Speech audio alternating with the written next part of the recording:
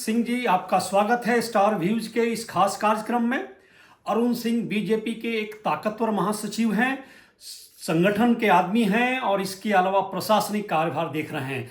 देश में बीजेपी की जो भी चिट्ठियां निकलती है वो इनके हाथों से सिग्नेचर होने के बाद ही निकलती है। अरुण जी, बीजेपी की जीत का जो सिलसिला था हरियाणा महाराष्ट्र, वो क्या दिल्ली में दिखाई दे रहा है आपको? देखिए, सभी दर्शकों को मेरा सादर प्रणाम, नमस्कार। बिल्कुल, दिल्ली में इस बार भारतीय जनता पार्टी के पक्ष में माहौल दिख रहा है। हरियाणा की जीत, उसके बाद महाराष्ट्र में प्रचंड जीत, यह भारतीय जनता पार्टी की हुई है। दिल्ली में कार्यकर्ता उत्साहित हैं।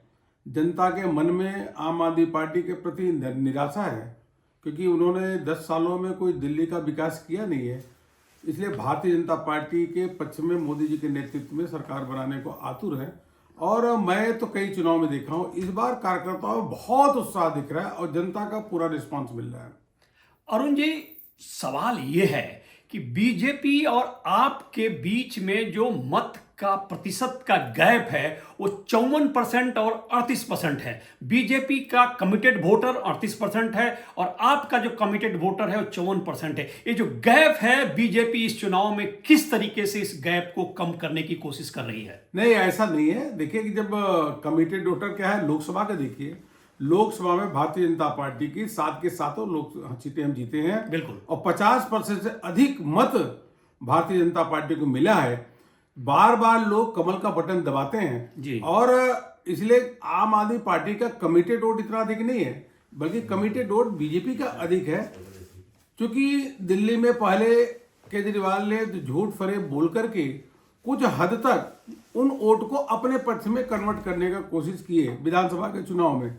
लेकिन अब जो एक लंबा समय हो जाता 10 साल का, अगर 10 साल में आप लोग कुछ नहीं किया तो कितना झूठ फरेब बोलेंगे। तो यह लोगों को समझ में आ गया है।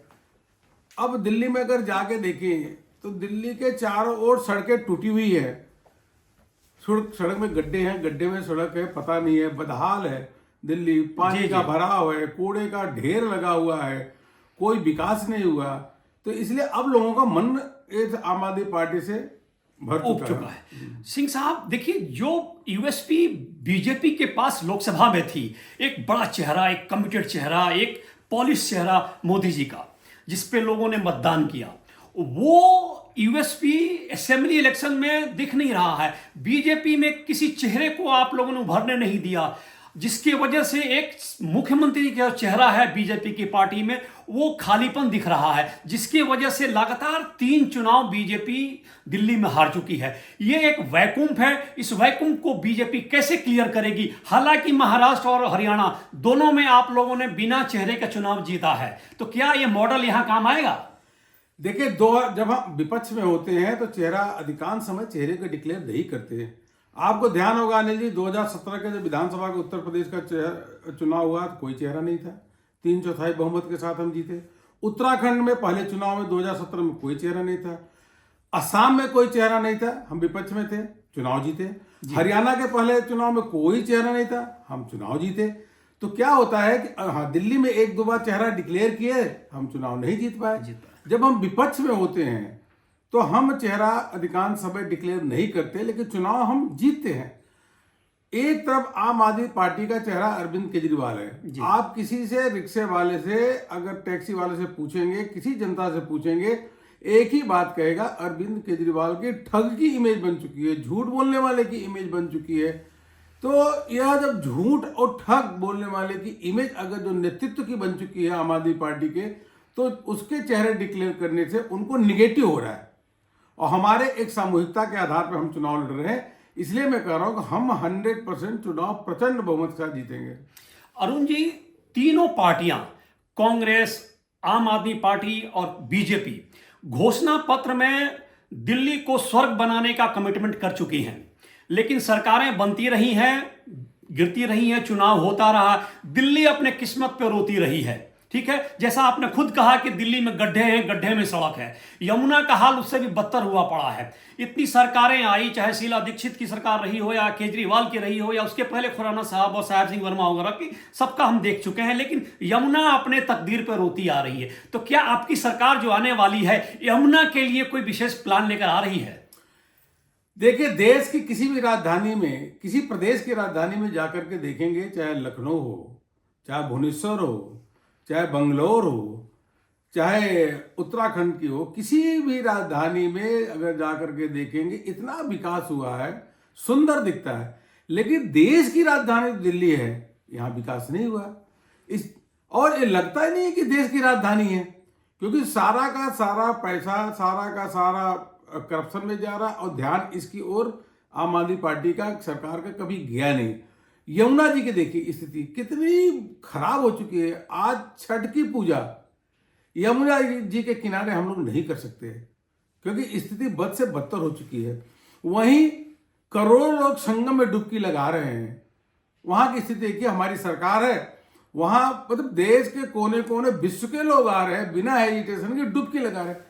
क्या यमुना जी में कोई डुबकी लगा सकता है? क्या नहीं लगा सकता है। इसका कारण यह है केवल और केवल आम आदमी पार्टी, जिन्होंने यमुना के स्वच्छ होने का गारंटी लिया था कि 2025 तक स्वच्छ यमुना को स्वच्छ कर देंगे और नहीं तो वोट हमको मत देना, एक केजरीवाल ने बोला था। लेकिन यमुना की स्थिति बद से बदतर हो चुकी है। इसलिए यमुना मैया स्वच्छ रहें, वहां की धारा कलकल बहे, लोग उसके अंदर डुबकी लगाए। यह तभी संभव है जब दिल्ली में भारतीय जनता पार्टी की सरकार बने, जो मोदी जी के नेतृत्व में चले।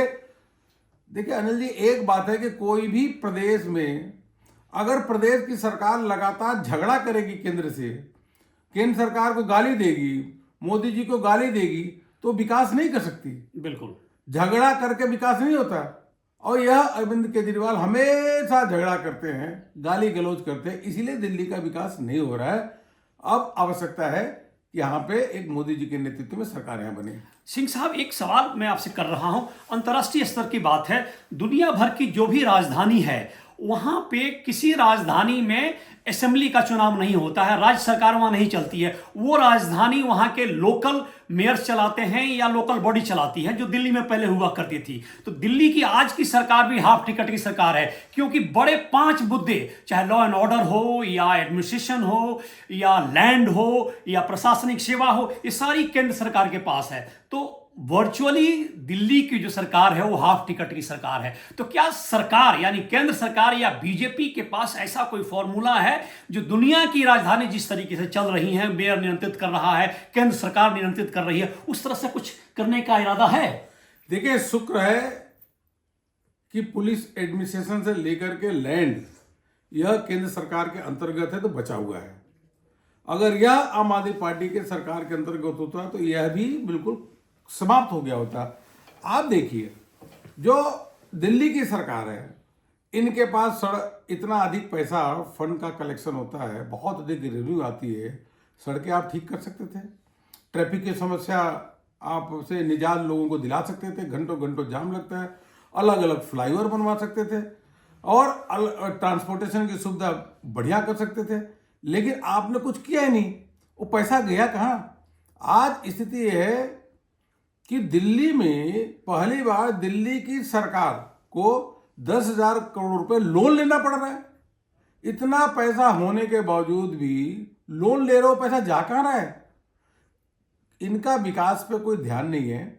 वास्तव में मैं ये कहा कि केंद्र की सरकार और दिल्ली में भी केंद्र के ही मार्गदर्शन में प्रधानमंत्री मोदी जी के नेतृत्व में सरकार बनती है, तो यह इससे यह संभव होगा। कुछ चीजें, कुछ डिपार्टमेंट केंद्र सरकार के पास है, कुछ डिपार्टमेंट प्रदेश सरकार में है। दोनों जब एक पार्टी की सरकार होगी तो दिल्ली का चौगुना विकास हो सकता है, फिर झगड़ा नहीं होगा, फिर एक लाइन पे काम होगा। जी अरुण जी, एक और प्रश्न आ रहा है, आप भी देख रहे हैं, दिल्ली में संभावना ये बन रही है कि त्रिकोणात्मक संघर्ष की बात लोग कर रहे हैं। कांग्रेस भी अपने बड़े बड़े नेताओं को मैदान में उतार चुकी है और जी जोर लगा के चुनाव मैदान में कूदी है। तो क्या कांग्रेस के मैदान में आने से बीजेपी की जीत डिफॉल्ट जीत के रूप में कन्वर्ट हो रही है? नहीं, हम अपनी जीत, सुनिश्चित जीत की ओर बढ़ रहे हैं। हम अपनी ताकत पे, अपने काम में जो मोदी जी के नेतृत्व में गरीबों के लिए जो काम हुआ है, आम जन व्यक्ति के लिए जो काम हुआ है, उसके काम के आधार पर जा रहे हैं। कांग्रेस पार्टी चुनाव लड़ रही है, अच्छा चुनाव लड़ रही है, लड़ना ही चाहिए उनको, और वह उनके पार्टी का मामला है। लेकिन इतना जरूर है कि पार्टी भारतीय जनता पार्टी के पास सबसे अधिक अगर कार्यकर्ताओं की ताकत है तो भारतीय जनता पार्टी के पास, सबसे अधिक कामों की उपलब्धियां कोई है तो भारतीय जनता पार्टी के पास, सबसे बड़ा विश्वसनीय नेतृत्व, भरोसे वाला नेतृत्व है तो भाजपा के माननीय प्रधानमंत्री मोदी जी के पास है। सबसे अधिक स्टार प्रचारक कहीं हैं तो भारतीय जनता पार्टी के। तो इसलिए इस बार मान के उत्तर प्रदेश है, बिहार है, उड़ीसा है, सब जगह भाजपा की सरकार है, हरियाणा में भाजपा की सरकार है, तो दिल्ली में बहुत सारे लोग, इन राज्यों के लोग रहते हैं। यह सब लोगों ने मन बना लिया कि जब उन राज्यों में भाजपा की सरकार है तो यहाँ भी भाजपा की सरकार बनना तय है। अब आप एक बात मैं आपको ये कहूँगा कि स्वच्छ पीने का पानी, 14 करोड़ से अधिक घरों में नल से जल के माध्यम से लोगों को स्वच्छ पीने का पानी मिल रहा है और मोदी जी को आशीर्वाद दे रहे हैं। दिल्ली में क्यों नहीं मिल रहा है? दिल्ली में टैंकर से पानी आ रहा है, ये किसके फेलियर है? अरविंद केजरीवाल की। यह बिजली की बार बार कहते हैं कि मुफ्त में बिजली देते हैं। अरे भैया, प्रधानमंत्री ये अपना मुफ्त घर जो बिजली योजना है उसके माध्यम से हर घर पे सोलर सिस्टम लगाया जाएगा। 78,000 रुपये सरकार देगी, बिजली भी फ्री होगा, इस सरप्लस बिजली बेच भी पाएंगे। यह प्रधानमंत्री जी के द्वारा जो घोषणा हुई है ये तेजी से लागू हो रही है और दिल्ली में सभी घरों में यह सुविधा देने का काम हमारी सरकार करेगी। सिंह साहब, एक प्रश्न मैं पूछ रहा हूं, 10 साल से केजरीवाल का शासन है। केजरीवाल ने दुनिया भर की तमाम पार्टियों को भ्रष्ट डिक्लेयर कर दिया, ठीक है, कहा भी, लेकिन दूसरे पार्टी के लोग जेल में नहीं गए, ये स्वयं जेल यात्रा करके आ गए हैं, जिनको अनेक आपराधिक मामले शुरू किए गए, चाहे शराब घोटाला हो या इसके अलावा आतंकवादियों से साठगांठ हो, अनेक तरह के केसेस इनके ऊपर लदे हुए हैं। तो 10 साल का सत्ता के खिलाफ, जिसको आप एंटी इनकम्बेंसिव कहते हैं, वो इनके ऊपर नहीं लग रहा है? मैं कह रहा हूं लग रहा है, तभी तो लोकसभा की सारी सीटें हारे, अब विधानसभा की सीट इस बार हारेंगे। आप बताइए, जल बोर्ड में इतना बड़ा घोटाला, 28,000 करोड़ रुपए से अधिक जल बोर्ड का घोटाला, सैकड़ों करोड़ का शराब का घोटाला, और उसके बाद शीश महल बना लेना। कथनी और करनी में अंतर नहीं होना चाहिए। केजरीवाल जो कहते थे कि हम एक मकान नहीं लेंगे, गाड़ी नहीं लेंगे, पुलिस नहीं ले लेंगे, आज सारी की सारी सुविधा वो ले रहे हैं। सुविधा नहीं, शीश महल बनवाया, करोड़ों रुपए के पर्दे, करोड़ों रुपए के टेलीविजन, करोड़ों रुपए के मार्बल वह घर में लगा। ये आदमी कैसा है? यह आदमी ऐसा है कि घर से निकलते समय पुराने कपड़े पहन के निकलते हैं और घर के अंदर बिल्कुल ब्रांडेड कपड़े इनको देखने को मिलेंगे। घर से निकलेंगे तो गरीबों की बात करेंगे, घर के अंदर इटालियन मार्बल के इनका टाइल दिखेगी। यह किस प्रकार से दोहरा चरित्र है? मैं तो कहूँ भारतीय राजनीति में अरविंद केजरीवाल जैसे लोग, झूठ बोलने वाले लोग, देश को बिल्कुल एक गलत दिशा में ले जाने वाले लोग, आतंकवादियों का समर्थन करने वाले, यह अभिशाप है। ऐसे लोग राजनीति में नहीं रहना चाहिए। सिंह साहब, एक प्रश्न ये उठता है कि दिल्ली में महिलाओं की जो तादाद है वो आप पार्टी के साथ है। जिस तरीके से केजरीवाल ने महिलाओं की यात्राओं को फ्री कर दिया बसों में, और बीजेपी के जो वरिष्ठ नेता हैं आपके बिदुरी साहब, उन्होंने महिलाओं के खिलाफ कुछ बयान देके अपने पैर में कुल्हाड़ी मार ली। तो क्या महिलाओं के वोट पे बीजेपी का वर्चस्व मेंटेन रहेगा? देखिए, आपको ध्यान होगा अरविंद केजरीवाल जी के घर में महिला सांसद की पिटाई होती है, अरविंद केजरीवाल जी कुछ बोलते नहीं है। इससे बड़ा महिला का अपमान क्या होगा? कोरोना के समय, जब कोविड का समय संकट आया, तो उत्तर प्रदेश, बिहार, राजस्थान की जो माताएं बहनें थी, उनको दिल्ली से कहा छोड़ के चले जाओ। कोई उनको सुविधा नहीं दिया, उनको अपने हाल पे छोड़ दिया। यह अरविंद केजरीवाल ने किया। अगर उनके बच्चों को शिक्षा नहीं मिल रही है, कोई नया स्कूल नहीं खोला, उनको दवाई नहीं मिल रही है, क्या महिलाओं को आयुष्मान भारत का कार्ड की सुविधा नहीं चाहिए? क्या उनके घर में इलाज के लिए उनको सुविधा नहीं चाहिए क्या? आखिर अरविंद केजरीवाल आयुष्मान भारत का योजना क्यों नहीं लागू किए? मोहल्ला क्लिनिक बोले क्यों नहीं लागू किए? तो वास्तव में महिलाएं बहुत परेशान हैं इस आम आदमी पार्टी के आपदा सरकार से। अब आपदा सरकार का आप कोई विश्वसनीयता नहीं बची हुई है। इसकी पोल खुल गई है, ये झूठा आदमी है, बिल्कुल जनता के सामने पोल खुल गई। हम लोग जहां जा रहे हैं एक तरफा महिला का सपोर्ट भारतीय जनता पार्टी के पक्ष में दिखने को मिल रहा है। अरुण जी, आप राष्ट्रीय महासचिव भी हैं।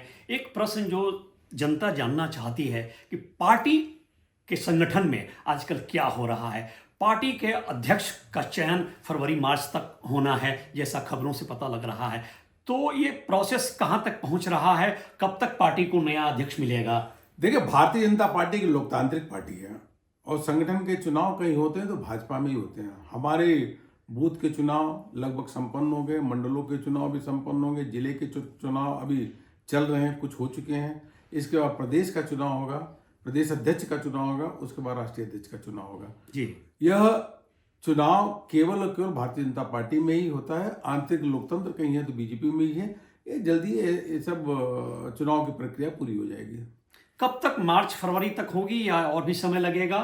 नहीं, उससे पहले मेरे को लगता हो जाएगा। और बीजेपी और सांस्कृतिक संस्था आरएसएस में कोई द्वंद्व चल रहा है अध्यक्ष को लेके, अरुण जी? नहीं, ऐसा नहीं है। भारतीय जनता पार्टी के हम सब जो कार्यकर्ता हैं, गर्व है कि हम लोग भी स्वयं सेवक हैं। संघ के स्वयं सेवक होने के नाते हम सबको गर्व होता है। हम लोग जो एक ही विचारधारा से निकले हैं और हम